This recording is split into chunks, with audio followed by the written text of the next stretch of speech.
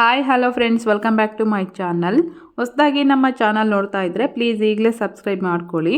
ಬನ್ನಿ, ಇವತ್ತಿನ ರೆಸಿಪಿಯಲ್ಲಿ ಕೇವಲ 10 ನಿಮಿಷದಲ್ಲಿ ಸಾಫ್ಟ್ ಆದಂತಹ ಹಾಗೆಯೇ ಉಬ್ಬಿ ಬರುವಂತಹ ಪೂರಿಯನ್ನು ಯಾವ ರೀತಿ ಮಾಡೋದಂತಂದೇಳಿ ತೋರಿಸ್ಕೊಡ್ತಾ ಇದ್ದೀನಿ.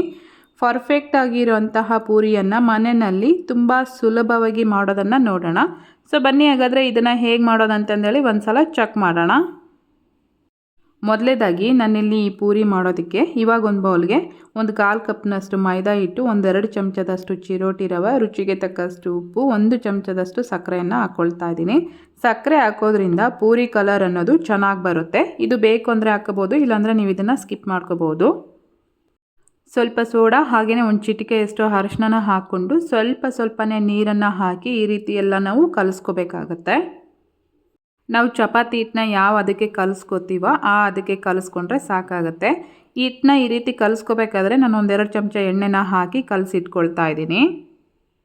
ಈ ರೀತಿ ಎಲ್ಲ ಕಲಿಸ್ಕೊಂಡ್ಮೇಲೆ ಇದಕ್ಕೆ ಪ್ಲೇಟ್ನ ಮುಚ್ಚಿ ಒಂದು 5 ನಿಮಿಷ ನಾನು ಸೈಡಿಗೆ ಎತ್ತಿಟ್ಕೊಳ್ತಾ ಇದ್ದೀನಿ. 5 ನಿಮಿಷ ಆದಮೇಲೆ ನಾವು ಮತ್ತೆ ಹಿಟ್ಟನ್ನ ಚೆನ್ನಾಗಿ ನಾದ್ಕೋಬೇಕು. ಎಷ್ಟು ಚೆನ್ನಾಗಿ ಹಿಟ್ಟನ್ನ ನಾದ್ಕೋತೀವೋ ಅಷ್ಟು ಚೆನ್ನಾಗಿ ಪೂರಿ ಅನ್ನೋದು ಉಬ್ಬಿ ಬರುತ್ತೆ. ಹಿಟ್ಟನ್ನೆಲ್ಲ ಚೆನ್ನಾಗಿ ನಾದ್ಕೊಂಡ್ಮೇಲೆ ಉಂಡೆಗಳನ್ನ ಮಾಡ್ಕೋಬೇಕು. ನಾನು ಮೀಡಿಯಮ್ ಸೈಜ್ಗೆ ಉಂಡೆಗಳನ್ನ ರೆಡಿ ಮಾಡಿ ಇಟ್ಕೊಳ್ತಾ ಇದ್ದೀನಿ. ಉಂಡೆಗಳನ್ನೆಲ್ಲ ರೆಡಿ ಮಾಡ್ಕೊಂಡ್ಮೇಲೆ ನಾನು ಒಂದೊಂದನ್ನೇ ಈ ರೀತಿ ಲಟ್ಟಿಸ್ಕೊಳ್ತಾ ಇದ್ದೀನಿ.